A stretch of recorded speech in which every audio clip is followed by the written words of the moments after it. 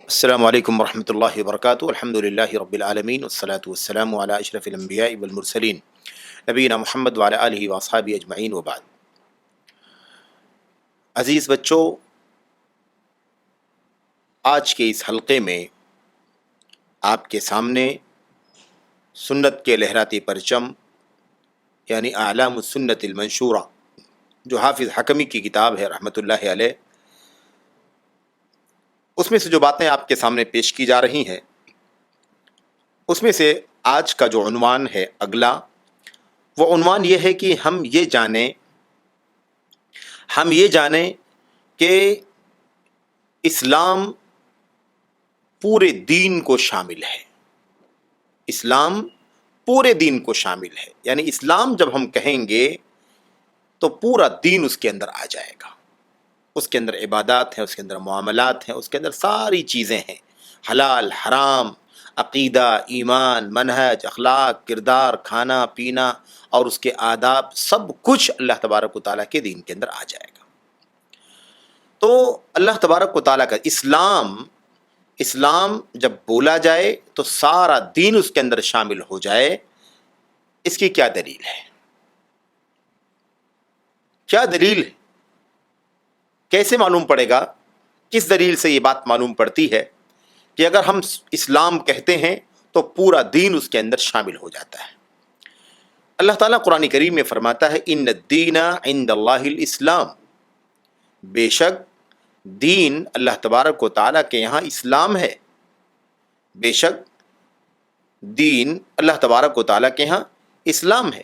اب آپ دیکھیے اللہ تبارک و تعالیٰ نے کیا فرمایا، دین اللہ تبارک و تعالیٰ کے یہاں اسلام ہے، یعنی پورا کا پورا دین جو ہے وہ اسلام کی تعبیر میں شامل ہے۔ اگر ہم نے اسلام کہا تو پورا دین اس کے اندر آ جاتا ہے۔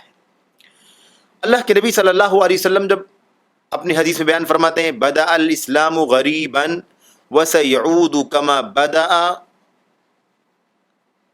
وسيعود غریبا كما بدأ، اسلام اجنبیت کی حالت میں شروع ہوا تھا، یعنی اسٹارٹ میں جب اسلام آیا ہے اجنبی تھا، اس کو جاننے والے بہت کم لوگ تھے، اس کو ماننے والے کم لوگ تھے، اس کو ٹھکرانے والے بہت سارے لوگ تھے۔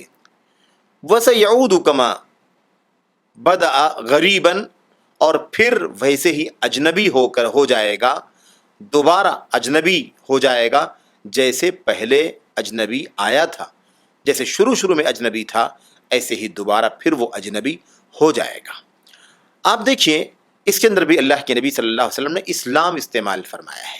اسلام جب آیا تھا تو اجنبی تھا، اور پھر واپس ایسے ہی ہو جائے گا، دوبارہ پھر اجنبی ہو جائے گا۔ وہی پورا کا پورا دین جو شروع میں اجنبی تھا، وہی ایک وقت آئے گا کہ وہ پھر اجنبی ہو جائے گا۔ ایسے ہی اللہ کے نبی صلی اللہ علیہ وسلم نے بیان فرمایا ہے افضل الاسلام ایمان باللہ، افضل الاسلام ایمان باللہ، اللہ تبارک و تعالیٰ پر ایمان کسے کہتے ہیں؟ کہتے ہیں اللہ کے نبی سب سے افضل ایمان، سب سے افضل اسلام اللہ پر ایمان لانا ہے۔ سب سے افضل اسلام کیا ہے؟ اللہ پر ایمان لانا ہے۔ آپ دیکھیے تعبیر دیکھیے، نبی کریم صلی اللہ علیہ وسلم نے کیا فرمایا کہ سب سے بہترین اسلام اللہ پر ایمان لانا ہے۔ تو آپ دیکھیے میرے بھائیو، اللہ پر ایمان لانا یہ توحید ہے، توحید کے اقرار کے بغیر آدمی مسلمان نہیں ہو سکتا ہے۔ تو آپ دیکھیے اللہ کے نبی نے یہ فرمایا کہ سب سے بہتر، سب سے افضل اسلام کیا ہے؟ اللہ تبارک و تعالیٰ پر ایمان لانا۔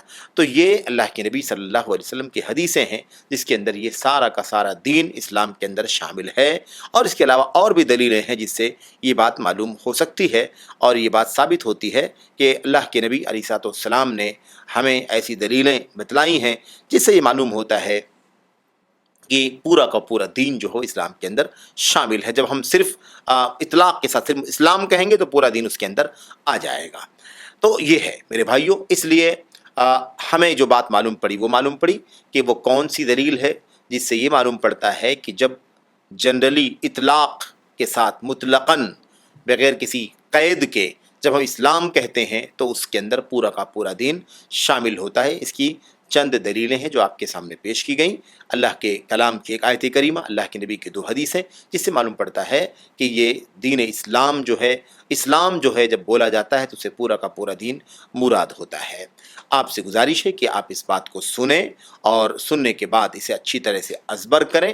اللہ سے دعا ہے کہ اللہ تبارک و تعالی ہمیں یہ سمجھنے کی توفیق عطا فرمائے کہ اسلام کو جب مطلق طور پر بولا جاتا ہے تو اس سے پورا دین شامل ہوتا ہے، جس کے اندر عقائد سے لے کر کے ایمان سے لے کر کے منہج سے لے کر کے آداب اور اخلاق اور مستحبات کی چیزیں بھی شامل ہوتی ہیں۔ اللہ سے دعا ہے کہ اللہ ہمیں عمل کرنے کی توفیق عطا فرمائے۔ آمین رب العالمین۔ السلام علیکم ورحمۃ اللہ وبرکاتہ۔